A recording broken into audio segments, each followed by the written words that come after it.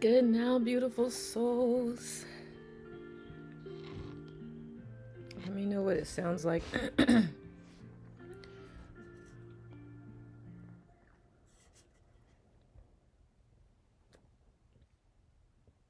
Choke on BC powder. How's everyone feeling? Who is Donna V? Good now, beautifuls. Heather, I love your hair, Heather. Good now, Heather. Let's see. Is it still going? I'm gonna give it a few minutes for everyone, for anyone who wants to join. I was like, I know it's still going. How are y'all doing so far with the book? Sounds fine, thank you. Good now, Katrina. Thank you, Deanne. Is this anyone's first time here? Good now, Kathy. Good now, Haley love. Yes, it's your first time. Awesome. Welcome. V says, good Saturday morning, Nicole and everyone. Thank you, V. Good now, good now. I forgot to bring the book with me. Give me 1 second. I'll be right back. Good now, Caitlin. Hello, Haley and Rhonda. Katrina, we are reading. I thought I updated this. Sorry about that. We are reading Letting Go. I need to update this. Once I find it. Okay, here we go. I guess I didn't hit save. There we go. Reading the book Letting Go by Dr. David R. Hawkins. You're on chapter 2. Okay, good. You're I'm good. No, my back tried to go out on me this morning, so I just took a BC powder. And I'm kind of choking on the powder. So, trying to get all that together. And I just ate some really hot food, so it's a whole bunch of things happening at once. Good now, I've been dancing to ecstatic music lately, loving it. Oh, I love that, Donna. You've been to my meditations first time to this conversation. Awesome, Deanne. I'm glad you're here. Good now, Daphne. No worries, Rhonda. Good now, Anne. Good now, Paul. Let me go get my book. I left it in the office. We're in the living room today, as y'all can see. Anyone who's been hanging with me for a bit.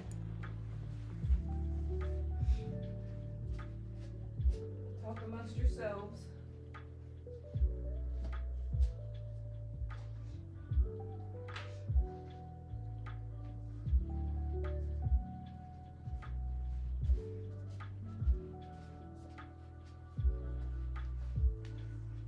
All right, I'm back. Good now, adorable Nicole. Good now, adorable Robin. And fine friends, she says good now to you all as well. Yeah, my nose is just running from hot food, hot drink. It's a whole bunch going on. I'll try not to sniff too much. It is it's morning for, I believe, a lot of us here. Well, good evening. Well, that's why good now works really well. Good now, Justin. Who else has popped in? Jen. Good now, Jen. Where are you, Katrina? Where are you in the world? Who else has popped in? Marta. Good now. And anyone who's new here, Caitlin is a teacher here. Are there any other teachers in the audience? Good now, Kara. Greetings from Ohio. You're in Taiwan. Awesome. Yeah, you're like 12 hours ahead, I think. Or 11. Thank you, Justin. I appreciate it. All right. Give it a couple more seconds. Yep. So yeah, you are 12 hours ahead of me. East Coast time. 12 hours into the future.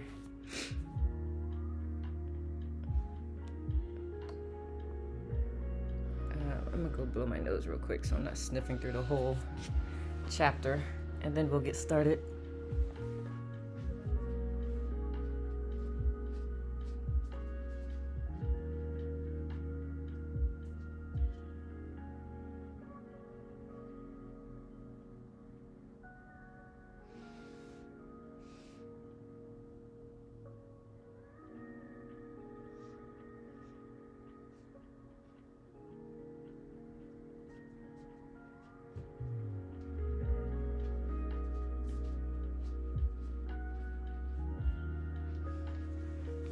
right. Whee! Officially spring. That it is. Does the weather know it though? All right. Welcome everyone to, I was about to say Free Flow Friday, but no. To the Practice of Letting Go sessions. We are on chapter 7 of the book Letting Go by Dr. David R. Hawkins. Thank you to those who are here because of Wendy sharing that we're going through this book together. First and foremost, I just want to say if you are new here or even new to this book, first, chapters 1 through 6, or actually introduction through chapter 6, are on my YouTube channel. So if you want to catch up, you can do it that way, or you can just read the book on your own, however you prefer. The other thing I always mention is this book is a mirror, and sometimes we might not like what we see looking back at us. So really do take care of yourself. Sometimes, the truth hurts about ourselves, and being willing to face it is why I celebrate you all for continuing to show up, because it's not an easy thing to do, but on the other side of that, it's always worth it. It's always worth it.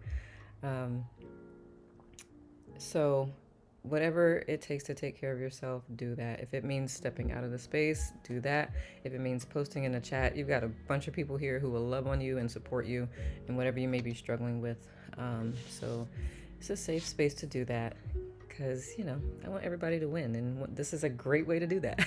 Is to navigate things like this within your own life. Inner mastery, anti mastery that's my focus, and with an overall goal of world peace through inner peace.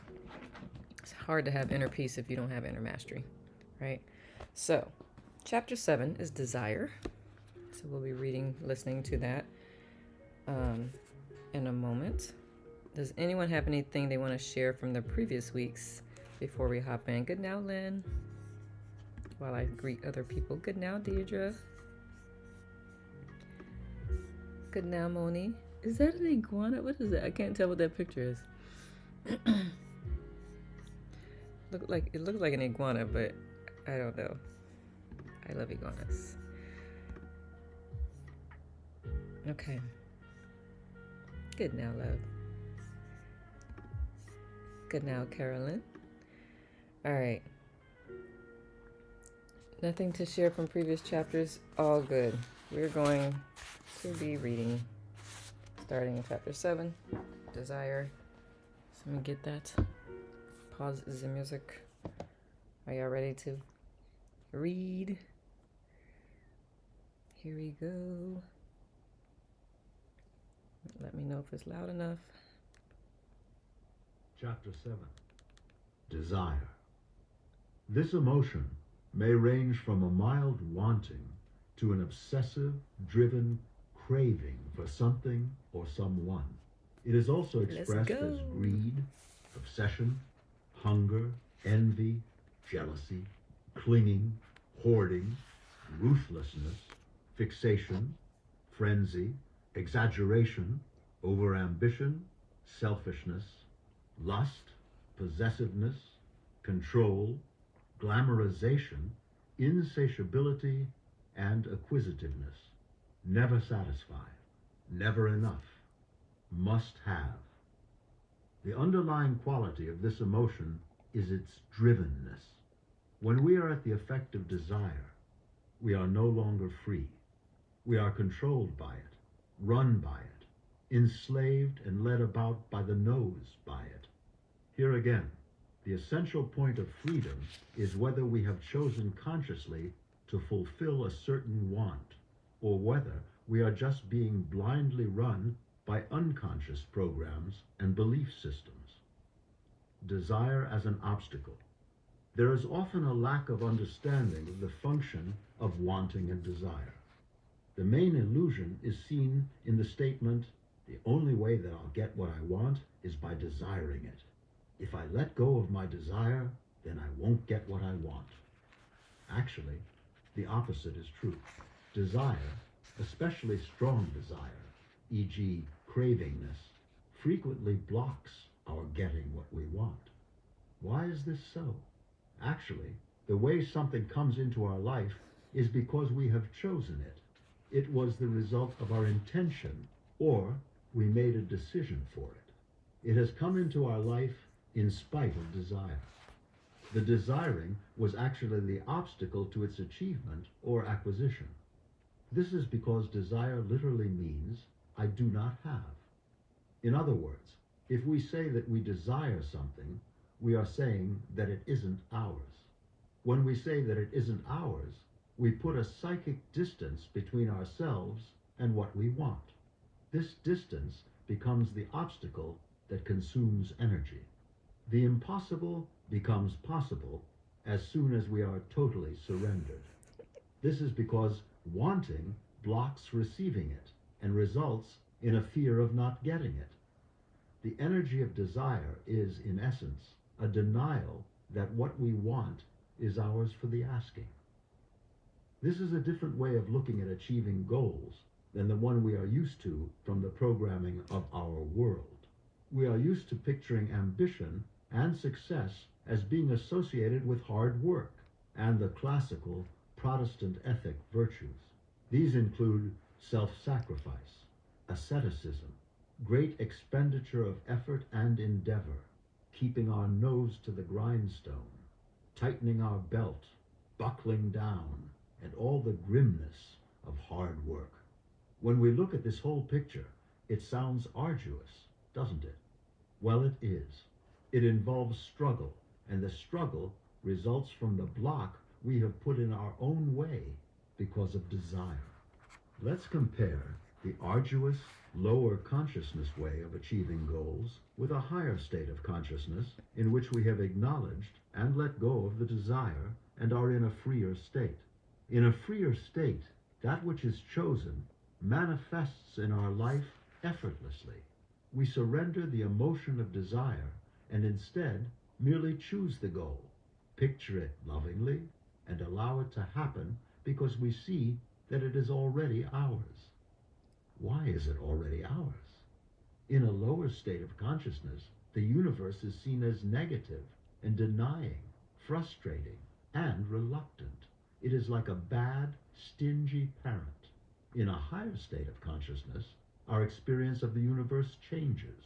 It now becomes like a giving, loving, unconditionally approving parent who wants us to have everything we want, and it is ours for the asking. This is creating a different context.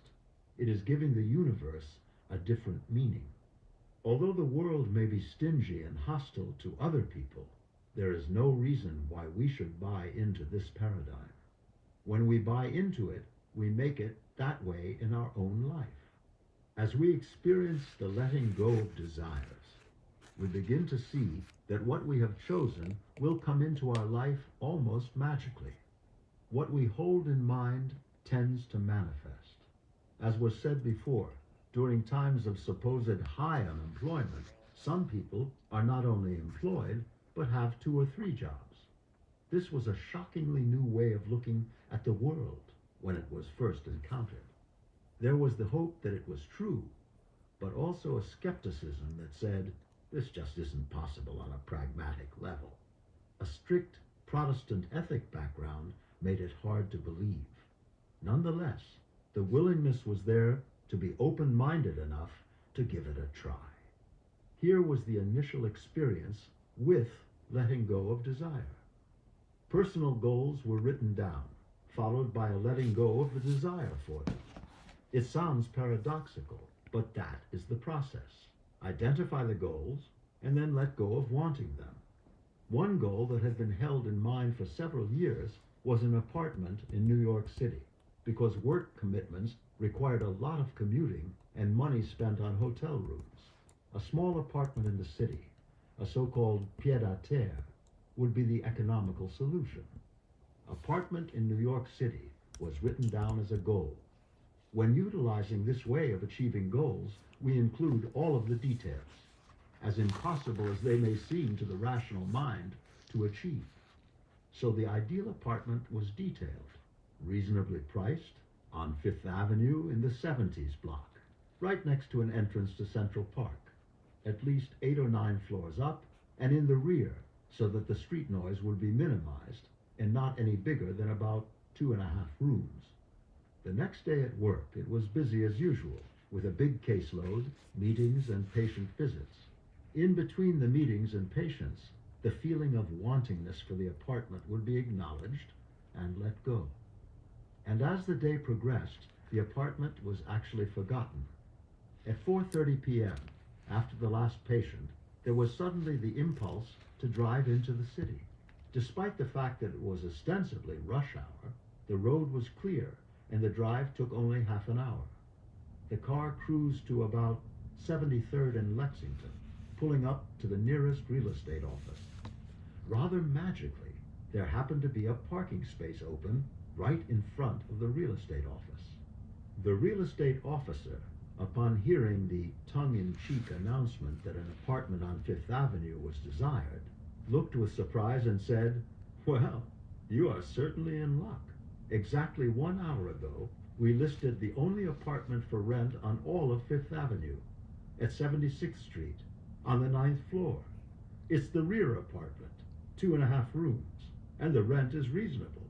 Rent controlled at $500 a month. It has just been painted, and you can move in anytime." So we walked over and viewed the apartment. It fit the description of the goal exactly. The lease was signed on the spot. Thus, within 24 hours of trying the letting go technique on a specific personal goal, the goal was a reality. It had been something that was almost impossible to find, and yet it happened exactly as pictured, effortlessly, and with no negative emotions. It was an easy and joyous experience. This is not an unusual experience, but a typical one, because in this case, the desire was moderate and could, without much effort, be totally surrendered.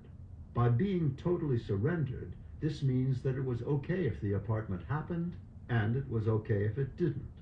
Because of being totally surrendered, the impossible became possible, manifesting itself effortlessly and rapidly. We can all doubt this mechanism and look back at things that we wanted and that were achieved through ambition, desire, craving, and even obsessive, frenzied wanting. The mind says, well, what if I had let go of the desire for those things? If it weren't for the desire, how would I have gotten them?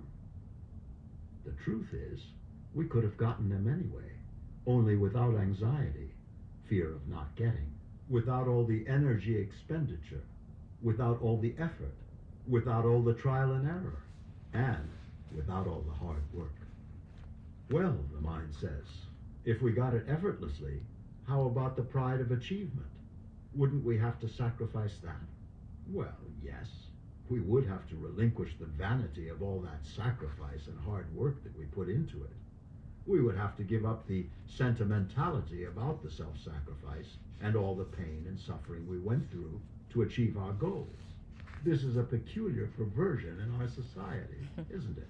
If we suddenly become successful almost effortlessly, then people are envious. It really annoys them that we didn't have to go through all kinds of anguish, pain, and suffering to get there. Their mind believes that such anguish is the cost that must be paid for success. Let's look at this belief. If it weren't for the negative programming that made us believe otherwise, why should we go through any cost of pain and suffering to achieve anything in our life? Isn't that a rather sadistic view of the world and the universe? Other blocks to the achievement of our wants and desires, of course, are unconscious guilt and smallness. Peculiarly, the unconscious will allow us to have only what we think we deserve. The more we hang on to our negativity and the small self-image that results, the less we think we deserve, and we unconsciously deny ourselves the abundance which flows so easily to others. That is the reason for the saying, the poor get poorer and the rich get richer. If we have a small view of ourselves, then what we deserve is poverty, and our unconscious will see to it that we have that actuality. As we relinquish our smallness and revalidate our own inner innocence, And as we let go of resisting our generosity, openness, trust, lovingness, and faith, then the unconscious will automatically start arranging life's circumstances so that abundance begins to flow into our life. Having, doing, being. As we free ourselves out of lower states of consciousness, such as apathy and fear, we come into wantingness.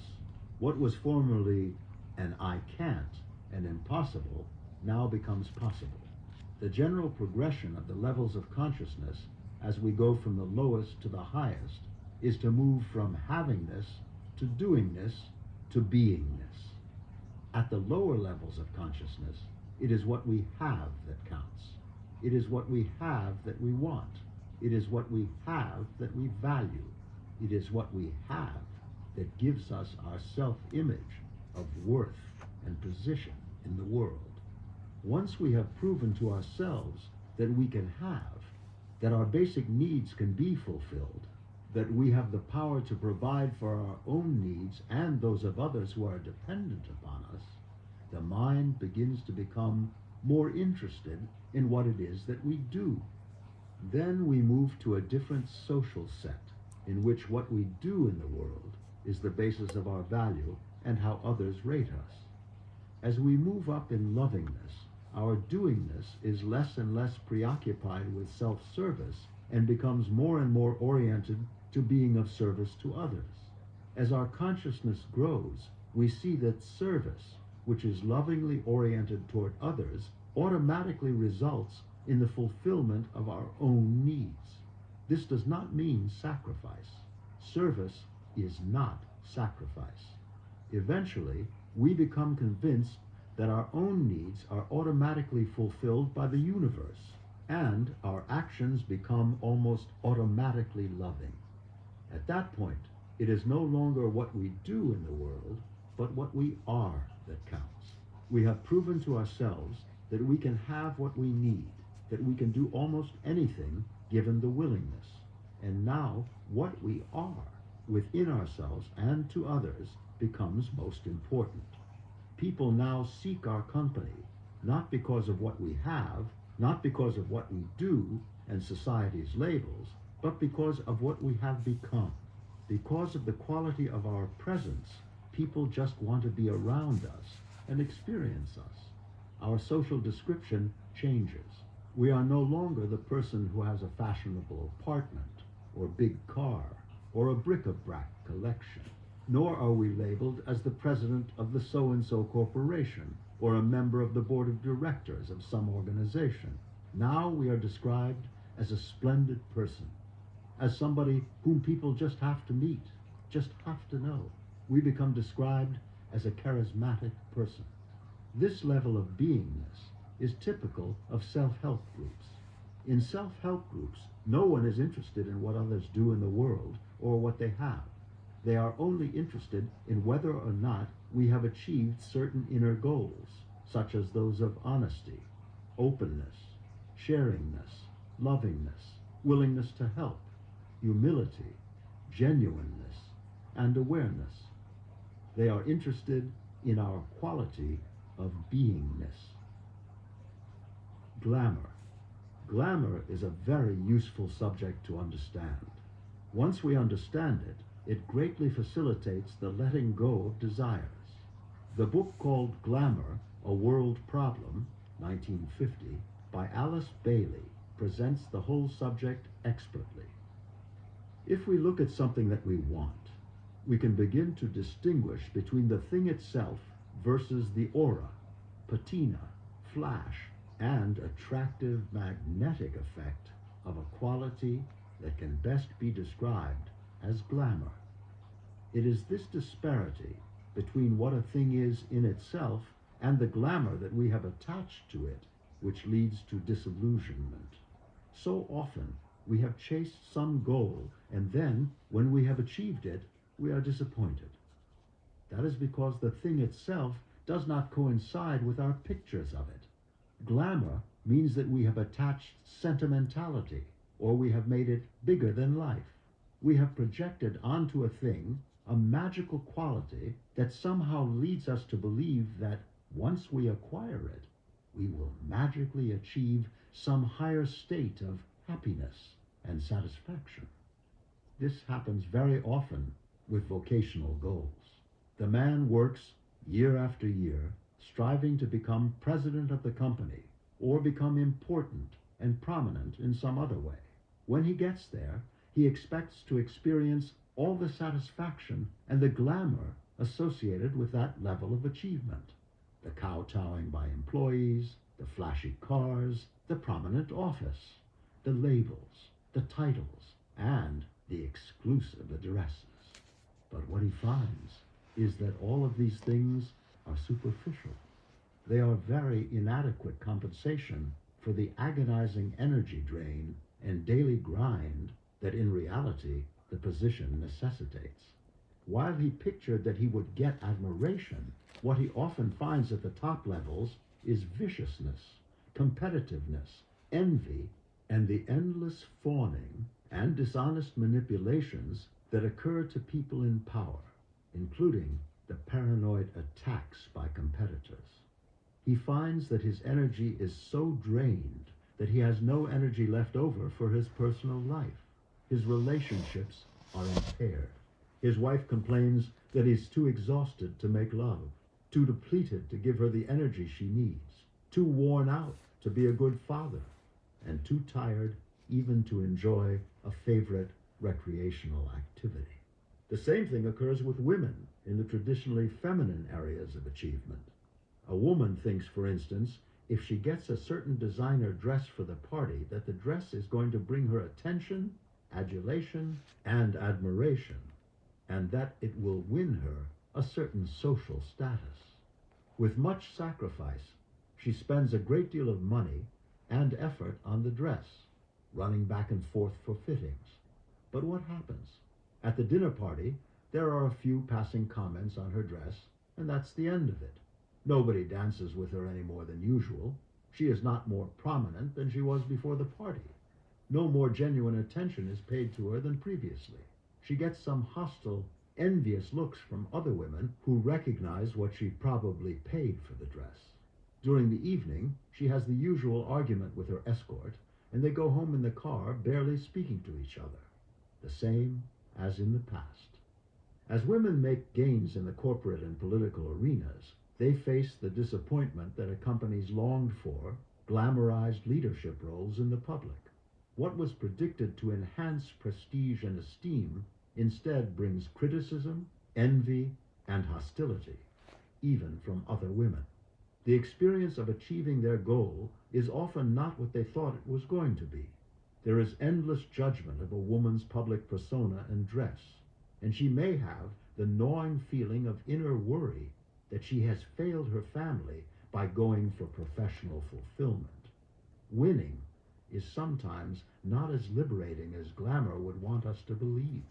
Emotional goals are also glamorized by sentimentality and emotionalism. A certain excitement is projected onto the emotional event, e.g., a reunion, a first date, or being elected president of one's class. It is made to seem more important than it really is in the overall course of events. After the event passes, life goes on the same, and disappointment ensues. Glamorization, of course, is starkly obvious in advertising.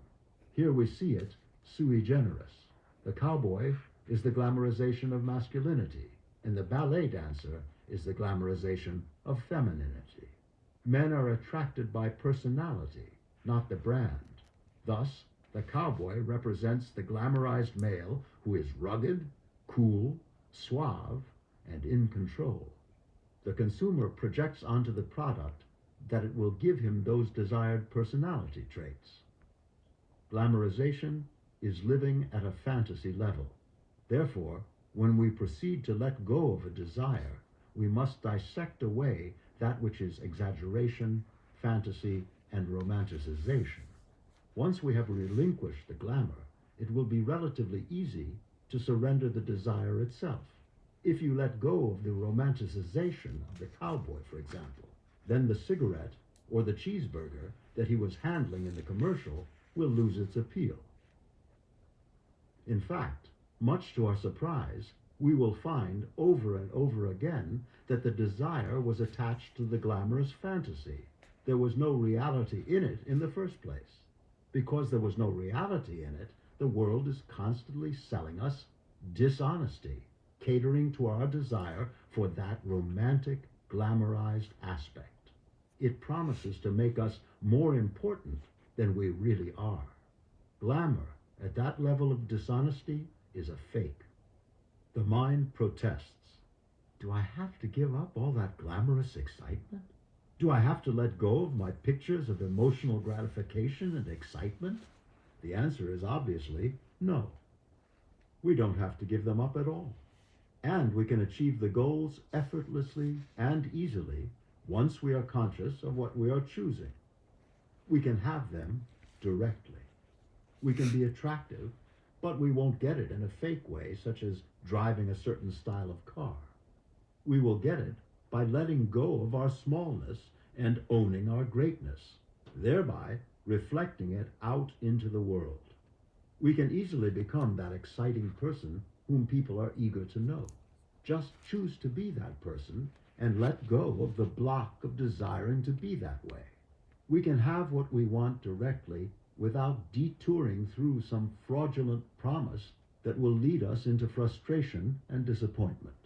The way to become that exciting person whom people want to know is very easy. We simply picture the kind of person we want to be and surrender all the negative feelings and blocks that prevent us from being that. What happens then is that all we need to have and to do will automatically fall into place.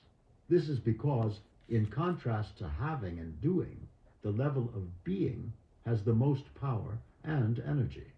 When it is given priority, it automatically integrates and organizes one's activities. This mechanism is evidenced in the common experience. What we hold in mind tends to manifest. The power of inner decision. These are not philosophical positions, but practical processes that can be proven through experience. It is easy to experiment with these concepts and watch the automatic results take place. Because of the mind's tendency to want to attribute credit elsewhere, other than to the power of our own consciousness, it is good to keep a diary, to write down goals that we would really like to achieve, and then check them off and make follow-up notes. Why? Because it will take a while before we believe that it is truly our own power that is accomplishing these ends. Here is an interesting example of the denial of inner power. A man who was desperate for a job and pretty frantic about it was instructed on how to apply the letting go technique to his job situation. Because he was of a religious nature, he was advised to forget about getting a job, to turn it over to God, and to surrender his desire in the matter while staying open to what might happen.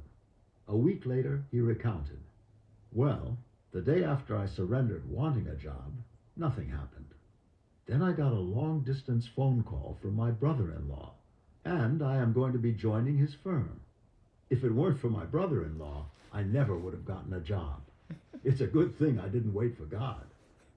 This is a good example of what the mind has a tendency to do. It was his own surrender, of course, that brought in the call from his brother-in-law. He so frantically desired the job that the desire was blocking the fulfillment of that goal. When he let go of wanting a job, it quickly appeared within 24 hours.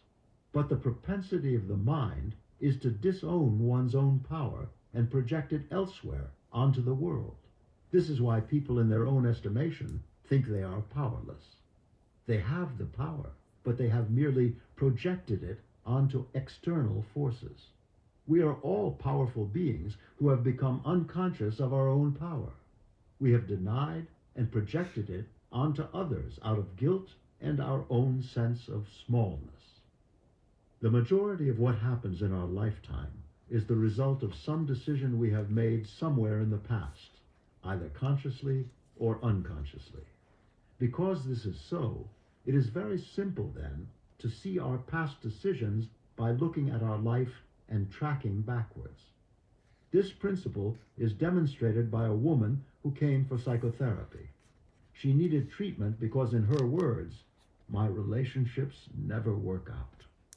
She had one unsatisfactory love affair after another, and was always left feeling used and abused. She was full of resentment, self-pity, and depression. The problem, of course, was given in her opening sentence: my relationships never work out. Because we deny the power of our own mind, we don't see the glaringly obvious. It is very curious how we have become so unaware. Here is a woman who has the answer sitting right there, but she does not see that it is the answer. She really doesn't see the power of her own belief system. Our mind is so powerful that if we hold in mind a single thought such as, my relationships never work out, then that is most likely going to happen in our life. Our unconscious genie, which can only take orders and not make decisions, sees to it that our relationships don't work out. Of course, she got a lot of payoffs from her disappointing relationship history. She got to experience self-pity, resentment, jealousy, envy, and all those gratifications that the small self feeds on endlessly. If we look at the small part of ourselves, we will see that this is the kind of thing in which it just loves to wallow. The small self glorifies in how miserable life is, how tough luck is, how rotten our experiences have been, and how mean people have been to us. But we pay a big price when we listen to this set of programs. The corollary is obviously true. If our mind, by its decision, has the power to make negative things happen in our life, then it has equal power in the opposite, positive direction. We can choose all over again. This time, we can choose the positive.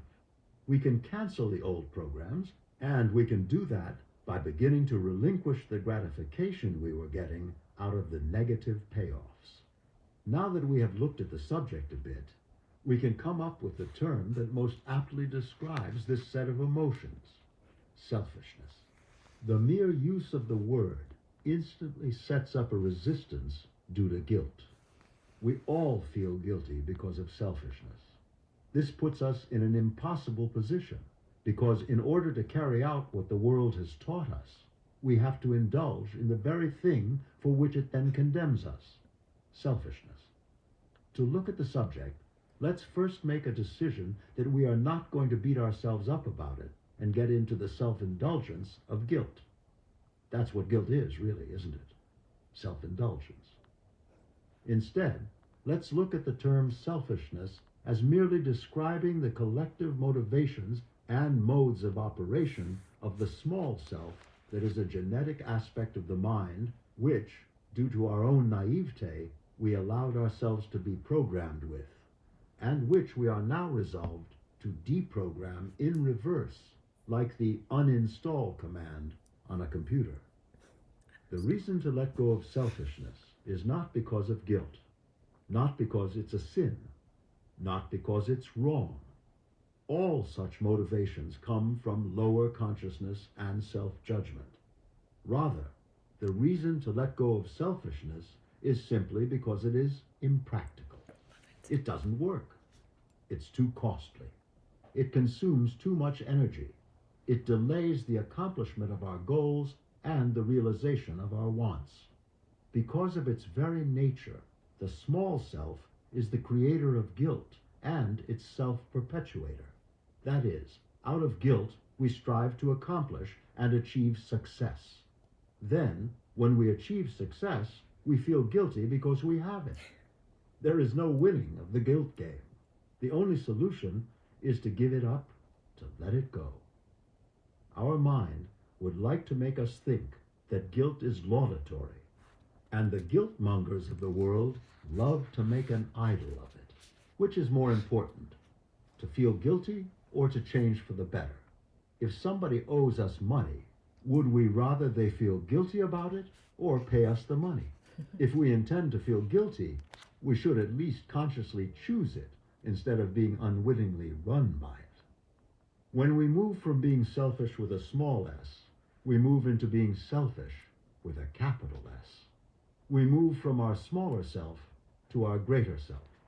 We move from weakness to power, and from self-hatred and pettiness to lovingness and harmony. We move from strife to ease, and from frustration to accomplishment. In summation, then, instead of the motivation of selfishness and desire, we can much more effortlessly bring into our life that which we want by envisioning what we wish to have happen. We do this by declaration of our intention, by acceptance, by decision, and by the act of consciously choosing.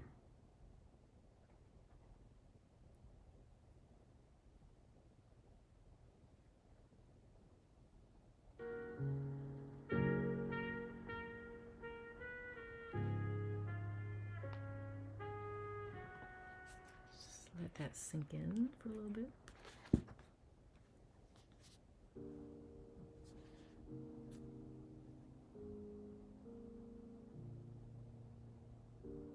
Let me go back and read. I didn't have my external keyboard, and when I type on this one is really loud, so I could not respond directly to your comments. So I'm gonna get up and let me just read through this. Yeah, Katrina said this is the opposite of what she was raised to believe and do. Many of us, my dear, many of us. It seems unfathomable that letting go of it. And it was interesting. One of my supervisors when I was in the Army was trying to send me back to Korea, but I was a year out from retirement, and but if the retirement papers, they can't be submitted more than a year out, and if they aren't submitted yet, they can send you wherever. And they were trying to send me back to Korea, and I was like, I don't want to go back to Korea just because I want to retire within a year, and I don't want to retire from there because it's going to be more complicated. And he said, write what you want on a piece of paper and fold it and put it somewhere and then forget about it, something like that. And I did it. I didn't know what that was about. That was before I even started my journey. And I didn't go to Korea. So that's the thing I can recall most about that. Just came in 5 minutes ago, started listening to this book last year, but found other books and forgot about it. Wow, so exciting to listen together with you. I'm so glad, Madeline. Yes, every Saturday, 9-10 a.m. Eastern. And you can catch the other chapters on my channel. This is also being recorded. Justin says a self-image built on a fantasy, one created that is constantly making them small. Deanne said, holy moly. Do you remember what you said holy moly about, Deanne? If you want to share. And Katrina, what's your mind blown about? Justin says this chapter has been the most impacting in his life. He says, I'm sure there are other chapters will have more, there are other impactful chapters, but this one has been the most so far. Yeah, this one's a big one. All right, the fantasy is more appealing and you want to live out that fantasy, not realizing the reality will not live up to the expectations and experiences you want. Instead, you just, instead of just enjoying the moment without expectations for it. I've had infinitely better experiences from this, but have held myself back from fully enjoying events or people because I desire this person or experience so much I built that fantasy. I end up only hurting myself when I should just let go and let things be. Absolutely. It is a good chapter. Winning is not as liberating as we believed. I think if we define what winning is, that can be is liberating. To me, winning is liberating yourself from all of that stuff. And that's when I say I want to see you win, that's what I'm talking about, is that inner mastery, and recognizing your own power. But yeah, the way he put that, for sure. Margaret says, thank you for your service, Nicole. Oh, you're welcome. Katrina says, the living small and all the comfort and pain that comes from doing so. World selling dishonesty. I'm telling you, I've been practicing TM, Transcendental Meditation, which has connected me to my big S self more. And what I've been sharing is like, I've been doing it for it's been 2.5 years at this point, and the noise of the world is, I can't hear it so much anymore. There's not so many squirrels out there anymore, so many shining objects, because I can see through the veil that they put up, and it is low-key annoying. So I did want to warn y'all. Once your consciousness elevates more, or I don't like to say elevate because it's not a hierarchy, but once you gain a deeper sense of yourself, you may find yourself frustrated and annoyed also, until you continue to get deeper within at some of the things you see. But that's why I'm trying to help everyone get to that deeper level of themselves, because the more people that are there, the more we can impact, change, and shift the way things are. Expands, yes, I like it. But yeah, and as he was saying something, and I've said this before too, sometimes you will have expanded consciousness and you're dealing with people who have not, and you have to be the bigger person because you know better. And sometimes I'll want to pout. It's like, why I gotta be the bigger person? Because I know better. And it helps everybody, because you're also demonstrating what it looks like to be in that space. And even though they may not want to receive it at that moment, you still are planting seeds by how you're showing up. So, Justin says, this was like a valve being released in my mind. I needed that. I really did. No expectations, no agenda, just enjoying the moment and let it be. I really needed this today. Need to meditate on this. Awesome, Justin. Enjoy. I thought you were going to say the more people that will be annoyed. I think the more we have, the less we can be annoyed, because there'll be more people out there who are expanded as well. And so I think there's less opportunity to be annoyed. Now, it can be frustrating, but also when you get to look through the veil that person is, or the shield that they have up, and you see their actual true self, it's easier to have more compassion and patience, and just sometimes you just step away from the conversation. Madeline laughed at Rhonda. So yeah. Any other thoughts throughout the chapter that came to mind, or confirm some things for you, or makes you want to be like, but one thing I really love is his reminder of what the small s self feeds on, because it feels normal. It feels like we're being human when we're feeling guilty or feeling like crap or whatever. But the truth is, your real self is not that. Your real self is stillness and peace and love and compassion.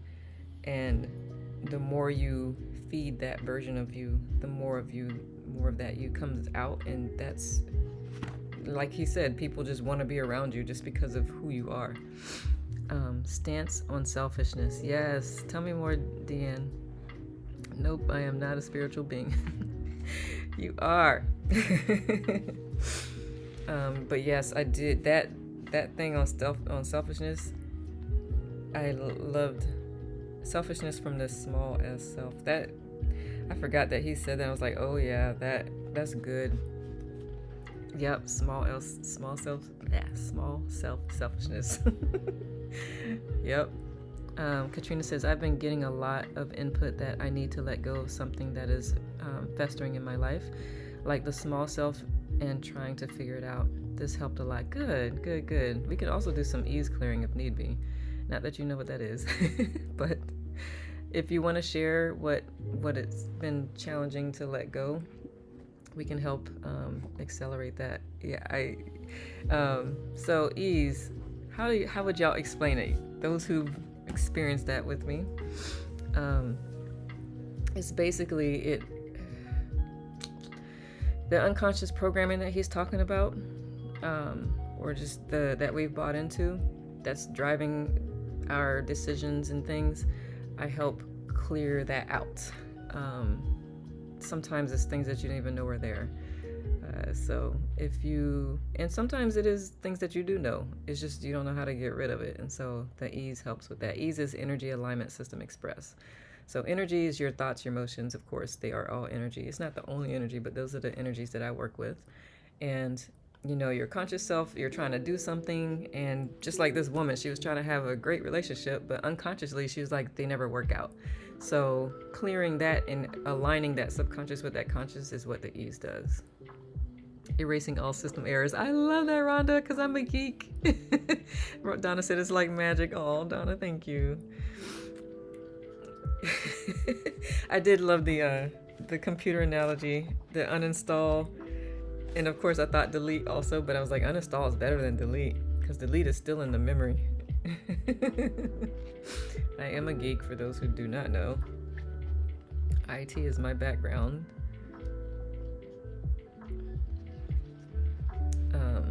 Deinstall, I like it. Deinstall, that's delete and uninstall, yes. But yeah, Katrina, if there's something that, like, you still feel resistance about letting go, anybody here, if there's still something that you feel resistance about releasing, like you know you want to, but there's something that's not letting you, that's what ease is really good for. It's holding on to the pain and mean things that my parents have said, and I have had it define me since I was about 4. So much negative talk from home. Got it. First of all, thank you for being here. That is hard. It's doable, but that is hard because of how early it started.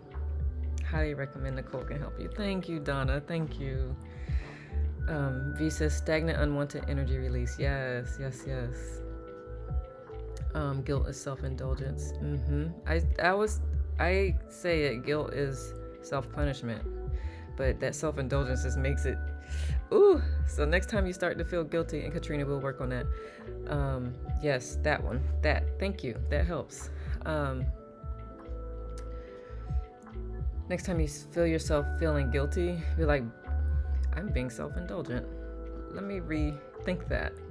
Subconscious fear of judgment. Is that you, Madeline? And Katrina will, okay. Let me get I don't think I have do I have my tablet? I do not, oh, I do. Yay, me. Let's do some ease. And this is what I also do in my coaching practice. Oh, I started drawing a turtle. Attempting to draw a turtle. This is my sea turtle with an owl on the shell. Okay, I forgot I started doing that.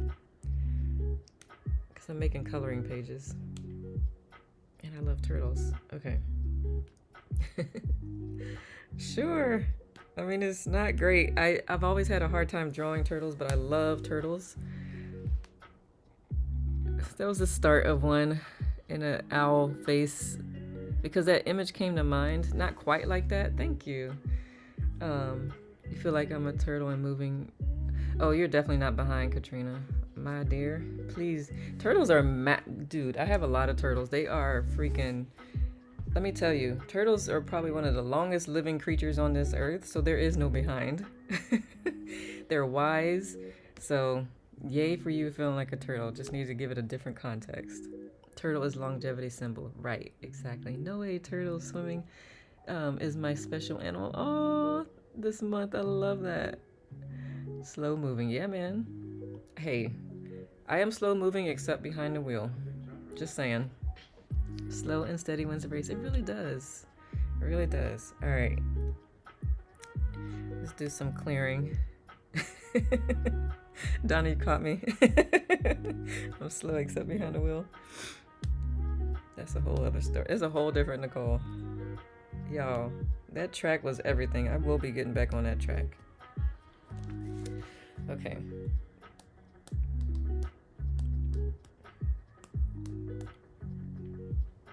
Alright. I'm gonna do some clearing.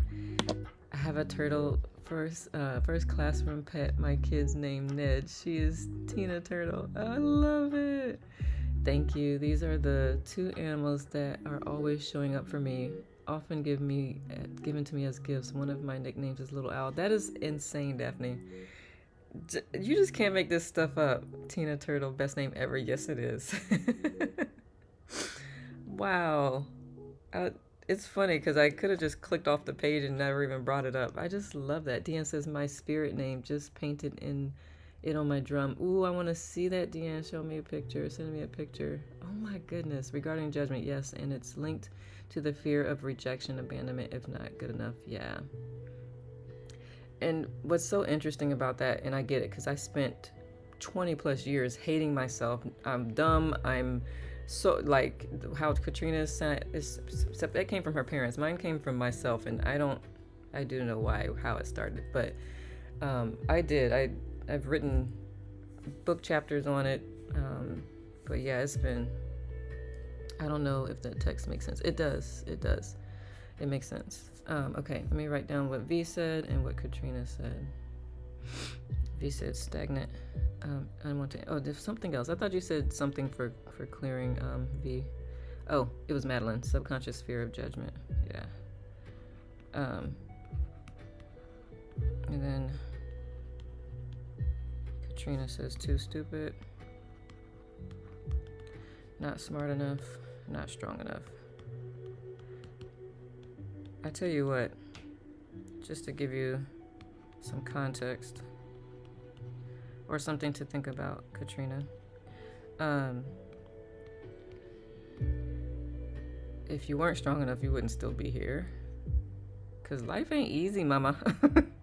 I mean, according to this, it can be, but until you learn these things, life can be a struggle. Also, I used to call myself stupid and dumb, and then one day I looked up the definition of intelligence, and I was like, oh, that kind of, I'm intelligent. What was I thinking was stupid or dumb?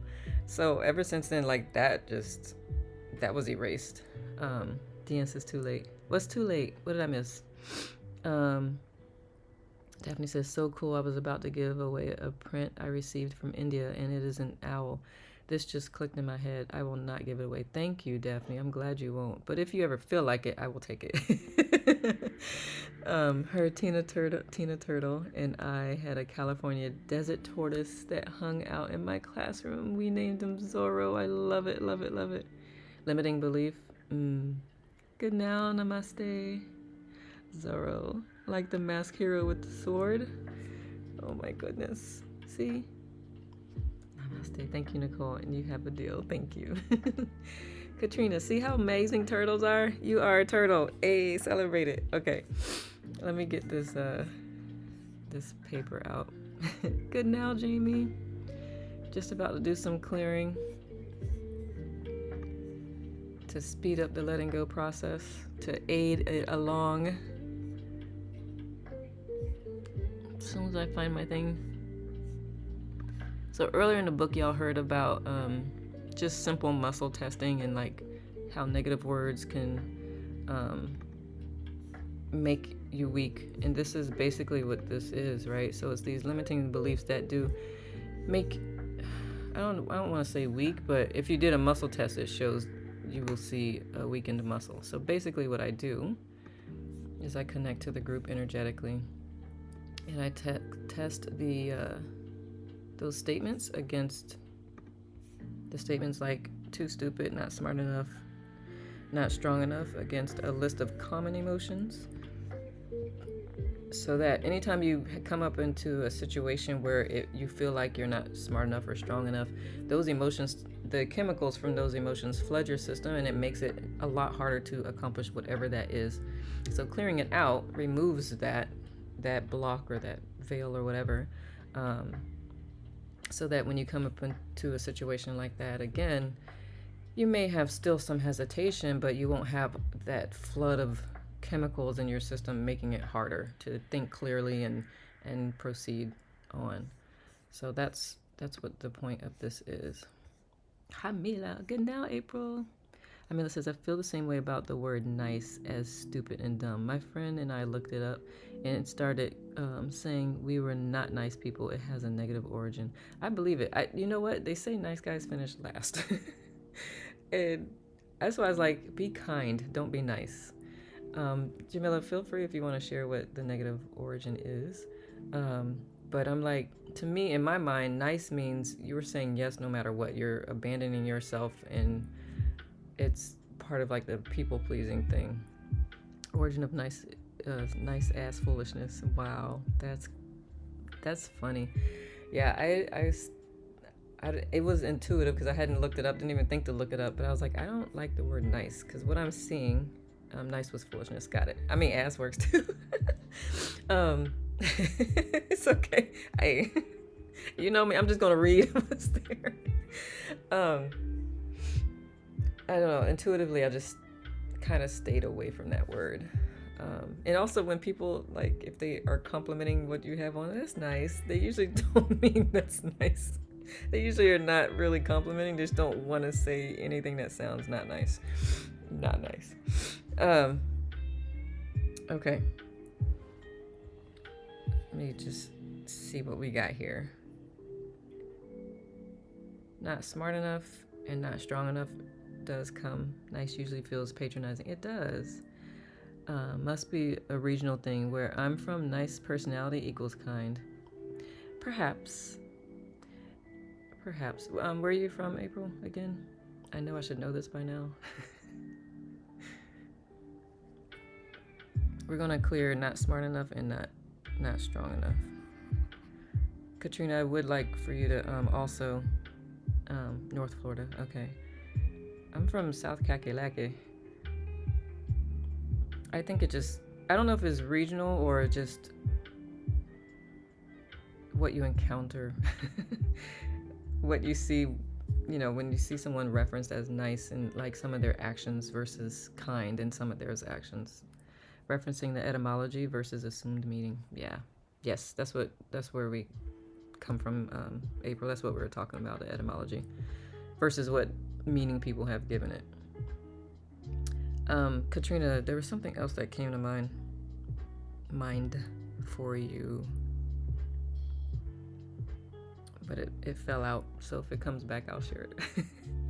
All right, the way ease works, we're gonna release fear of not smart enough, not smart enough and not strong enough. We'll start there.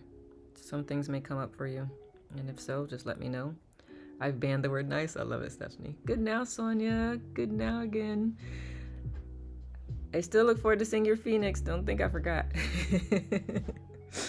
Message me, please. I got Signal, I got WhatsApp, all the things. All right. Okay. So ease, the way this works for anyone who is new to my energy clearing, is I'm going to again test the phrase, first one, not smart enough, against a list of common emotions. Sometimes spirit will give me extra emotions that are probably specific to the group, but I'm tapped into you energetically and I'll test this. And when I come up on emotion that test weak, I will ask you to take a deep breath in and hold. I will say a statement while you have your breath held, and then I'll have you exhale. You don't need to say the statement. I'm saying it on your behalf as your proxy, because it's kind of hard to hold your breath and say it in your mind, and it's also because you have to try to remember it, and also you can't hold your breath and talk at the same time. So I will be you're talking for you. You just hold your breath, relax, and we'll go from there. So the first one is not smart enough. Anxiety, deep breath in and hold. I release all anxiety with not smart enough. Exhale. Confusion, take a deep breath in and hold. Oops, sorry, I know that hurt your ears. I release all confusion with not smart enough. Exhale. Disappointment, deep breath in and hold. I release all disappointment with not smart enough. Exhale. Frustration, deep breath in and hold. I release all frustration with not smart enough. Exhale.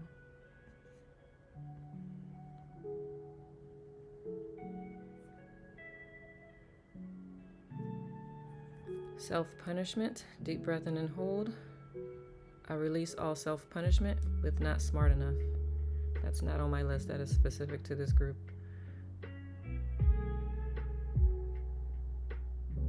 Shame, deep breath in and hold. I release all shame with not smart enough. Exhale.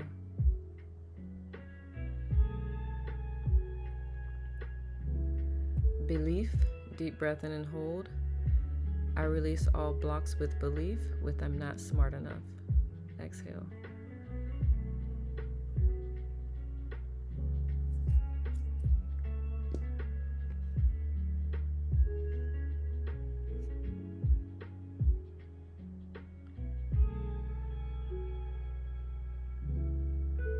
There's something else that popped into my head and it fell out. Let me see.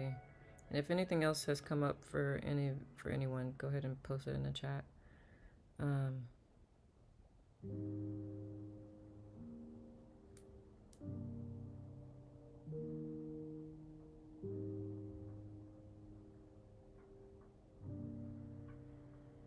It'll come back. Weakness. Is that a question or a comment? Weakness, deep breath in and hold. I release all weakness with not smart enough. Exhale.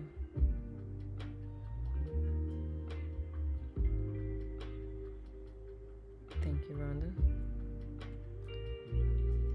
That's all I got at the moment to get excluded. So acceptance.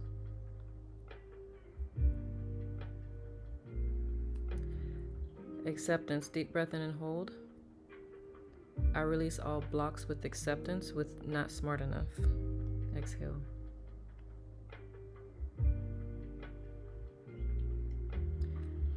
Shining just came to mind. Shining, deep breath in and hold. I release all blocks with shining with not smart enough. Exhale. Desire. Desire, deep breath in. I release all desire with not smart enough. Exhale. Exhale. Exhale. Anything else? The next one is not strong enough. Drink some water, move around. You just release some energy.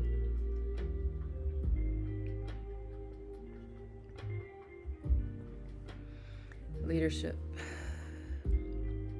Is that a block, you think, Madeline? Okay. Leadership, deep breath in.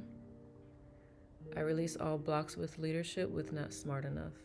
Exhale.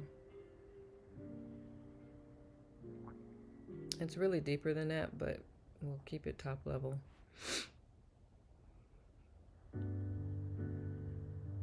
And when we do positive fill-ups, it'll help because one just came to mind.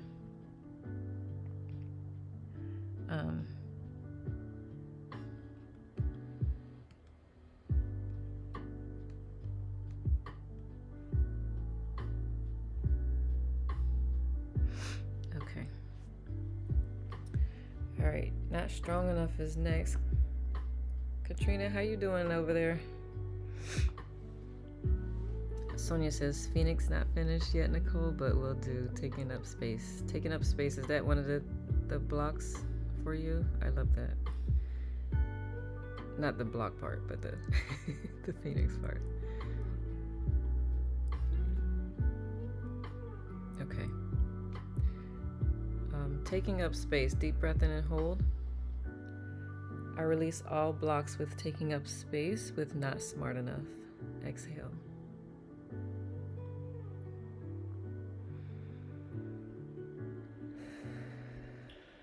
I felt that one.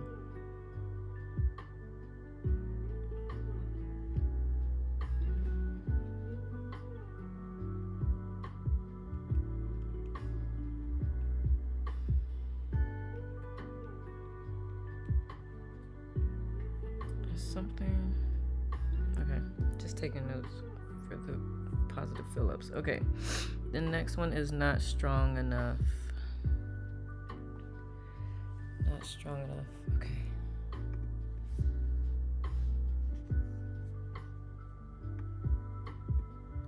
I got so many windows open.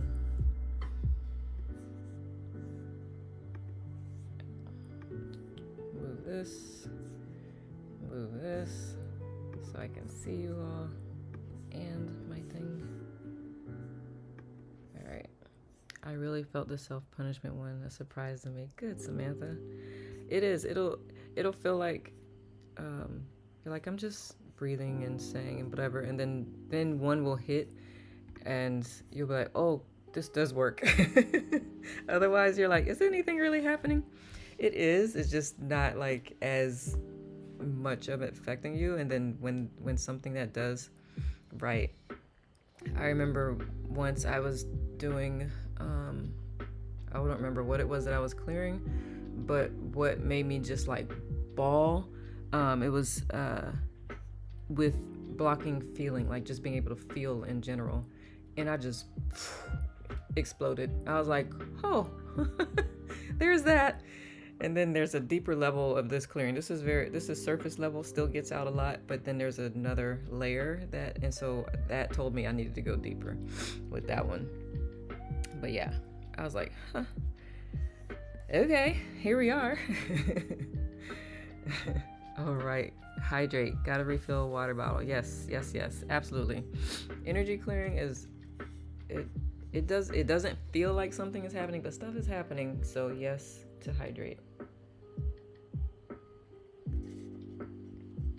And moving helps too. So if you're in a place where you could just stand up and shake and walk around a bit, it's more helpful when we do like a longer session, but every bit counts. It's energy. It's all energy. All right. Not strong enough is next. Although it's not really testing weak like it was a moment ago. That we'll list a whole bunch of things, and then as we clear stuff, it will also take care of the other thing, at least with that particular phrase. It could still be somewhere around the strong enough piece, but it's not in the way that's written.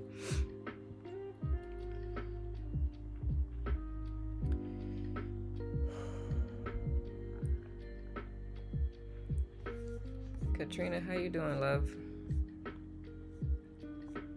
If you're still there. And how's everyone else feeling? And any other takeaways from the chapter? Thoughts, comments, resistance. One of the biggest things that he talks about, which I love, and which is what the ease clearing also does, is the blocks to positive emotions that can occur as well. So, yeah. And the payoffs that come from indulging the small s self. It's so funny. This is a whole different paradigm shift. I love this book. It's a really good book. It's a long book, but it's really good. This is how much we've read so far together.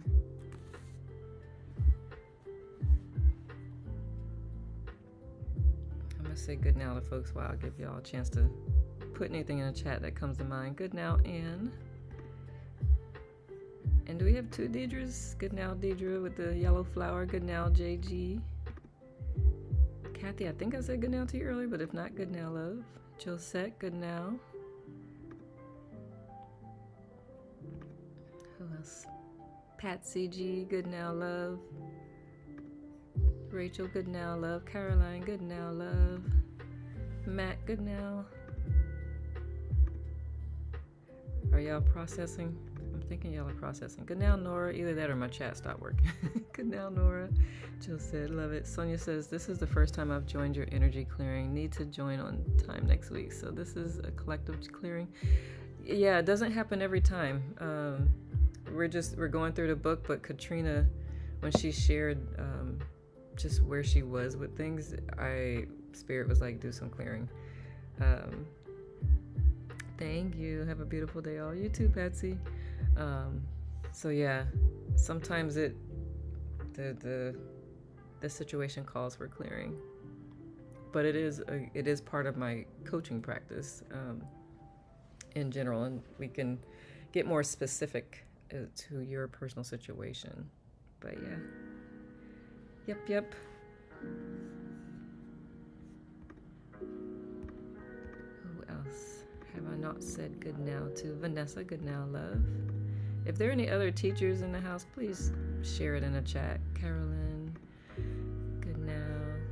I think I've gotten all the bubbles that I can see. Good now to anyone who is in private mode as well. Rakia, is it Rocky? Okay, you're gonna have to tell me how to say your name, Miss Ruiz, because I know I'm not honoring how it's supposed to sound. I say what came to mind was Rakia, but I was like, I don't trust myself in that. Good now, JG. JG says, hello, Nicole and everyone.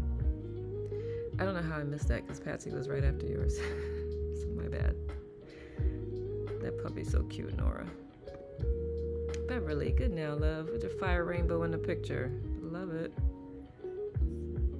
Any other thoughts? Oh, Sonia, I'm going to catch up on the chapters for next week. By the way, your music sounds wonderful through the woofer. Good. I'm glad you're woofer. Man, woofers are so magical. I'm glad you like it. I think I have a link to it in the Let Us Fam doc. And anyone who's like, what are you talking about? If you go to my profile, click on About, go to the bottom, you'll see a link. There is a document there where I capture the words from our group sometimes when we're talking about things. We share music. I share some of the group members are business owners, so I share a link to their stuff.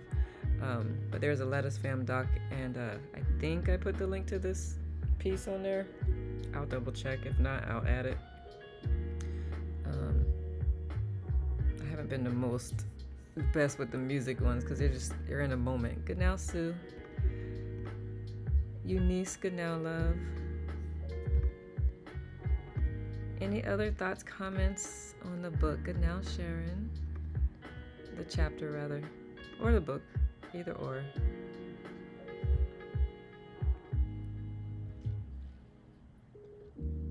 I'm not sure if Katrina left, but if she did, that clearing was for somebody. The timing is always perfect. Even when it doesn't feel like it. So I'm just gonna celebrate. My camera should see me. It's nice and bright in this room. Celebrate you all always for showing up for you. This work is not easy, but as we talked about in the beginning, you showing up for you is you showing up for the world. This is that big S selfishness piece.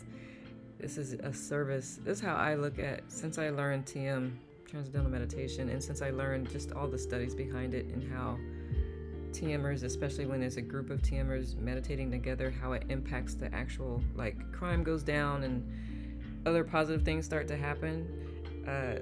Meditation became a civic duty for me at that point. It's not even about me. It's about the impact that is happening because of me just sitting here meditating. So stuff like this is like world peace through inner peace. Let's do it. Thank you for the hearts, by the way. I do want to share, anyone who ever needs help meditating, we are here Monday through Friday, 5:30 a.m. Eastern. And then on Fridays, we have what's called Free Flow Friday. It's a fun time. Next Friday, I actually have a workshop here on IT. Would love for you to join if you can. I think I have a card. Yeah, permission to crown yourself. And it's this chapter kind of led into it pretty well. It's inner mastery, and it's telling yourself the truth. Because if you've ever felt like, if you ever stop to say, how do I actually feel about this? And if I paid attention, would I actually still choose this consciously? So the C in crown stands for conscious choice. So that is the next week's workshop. I'm also doing it live tomorrow at Pathways if anyone's in the area. But if you choose to join next Friday, If you go to my link, there is a place where you can like register, and I'll send you the workbook ahead of time, and you'll also get a free one-on-one session with me just for registering. Otherwise, you could just show up and hang out with us and go through it together. I think I pulled the workbook up just to give you a quick glance of it. Where is that? Okay. So that's if you register. This is the workbook I created, and it's a lot of just prompts. We'll go through all that. So this is what CROWN stands for: conscious choice, responsibility, owning my energy, worth without permission, and no more self-abandonment. So that's what that is. And yeah, that's it. So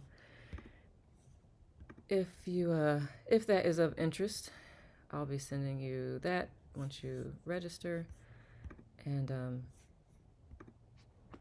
otherwise if you come to the session, there will be a link because the book will be on my website. Just on the website, it'll be like $2. If you register, you'll get it for free. So, but yeah, that's that. And next week we'll be reading chapter 8. What is chapter 8? Anger. Yay! I'm looking forward to that one. Chapter 8 is anger. Any questions, thoughts, concerns before we call it a day and I bid you adieu?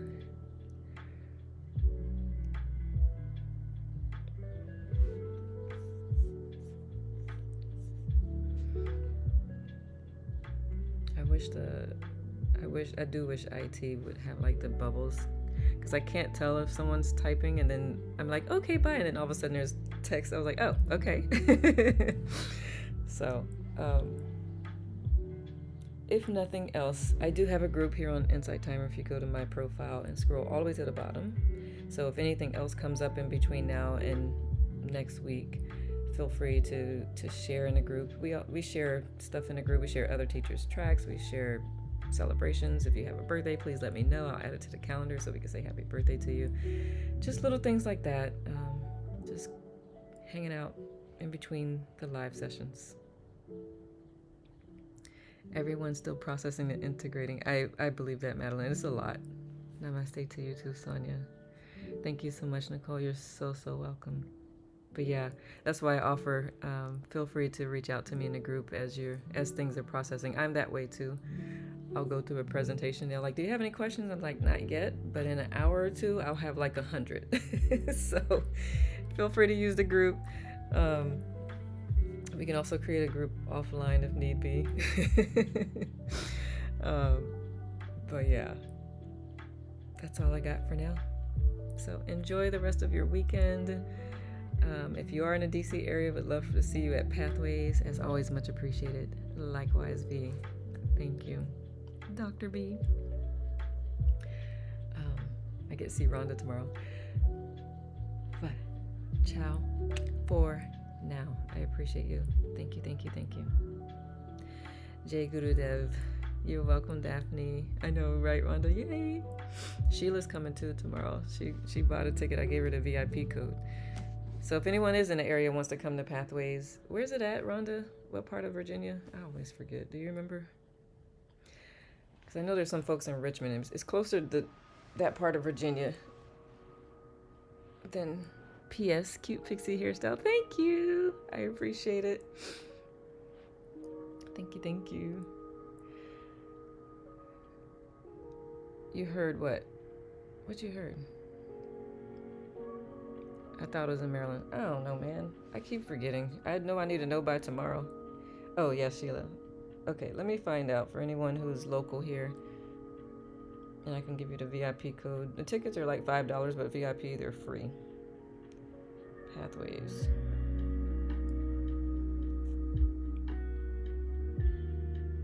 Pathways Spring Expo.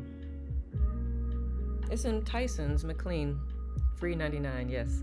It's in Tyson's Corner, McLean, Virginia. Yeah, that's closer to you than me. Not closer to you. Closer to Richmond than I am, I think. Maybe. I don't know. It's an hour drive for me, about. And it's from 10 to 6. So, if you go to my Luma site and just look at events, I do have it up there as well, and I can send you the VIP code if you register through there. Or just let me know. Reach out if you're a local and want to go. It's a natural living expo. There's workshops. Rhonda's giving a workshop on spiritual something or another. I'm the worst. And I'll give a workshop. But it's a big expo that happens throughout the year. Bunch of natural soaps and singing bowls and hippie clothes, and just it's a spiritual, pretty spiritual event. So if you're in the area, would love to see you there. If not, we'll see you around the app. Maybe come to Hola Bella. Sounds great. It will be fun. It will be fun. Since I'm sharing, if you had to eat. Where you been? I was kidding. You were late. It's okay. There's no such thing as being late. You just didn't hear the chapter. It'll be recorded. I mean, it was recorded. Is recorded. Is recording. If you're in an area or planning on being in an area on May 30th, I do have a live. If you've ever done my monthly move-in sit, which we'll have next week on the 31st of this month, this is very similar. It's just in person. Usually when I do it at the end of the month, it's to release. The dance and the moving is releasing the month prior, and then the sit, which is the meditation, is like, what do you want to call in? This live one is we're moving because it's right at the 6-month mark. So it's like, what are we releasing over the past 6 months that you didn't release each month? And then what do you want to call in over the next 6 months? And so we'll have an ecstatic dance session, 20 minutes about. It keep getting longer every time I do it. Ecstatic dance session, but this space we're renting, so I will keep it within time. 20 minutes, we have a journaling session, and I'll be playing the sound bowls while y'all are journaling, and then we'll have a silent sit. Of course, you can bring headphones if you can't sit in silence for 20 minutes, but that's what the May 30th event is about. So if you're in the DC area, I'd love to have you join. But yeah, I think that's all I got for now. 'Tis all. Gracias. Thank you. Yes, I'm ready. It's gonna be so fun. If you've done my monthly move and sit, I think I have a card for it. If you've done my monthly move and sit, it was initially like a 10 minute. I think I started off with 10 minutes of movement and then 30 minutes sit, and it has crept up. So I think we're at like 15 to 20 minutes now of just moving, dancing, shuffling, coming. Oh my goodness. So if you're like, I'm considering May 30th, let's see what March 31st feels like. This is an opportunity. 5:30 p.m. on Tuesday. I think it's a Tuesday. So that's all I got. I'm done sharing for now. But yeah, I will see y'all around the app because I love to pop into other teachers' lives as well. Bye for now, Nicole and all. Thank you, YouTube. Jai Guru Dev, may you all create the most amazing now moments. Until I see you next time, make every moment count, because that's all we have is this now moment right now.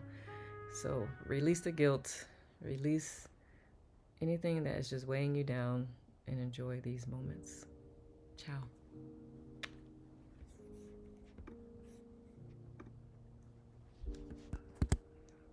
And let me find my other screen.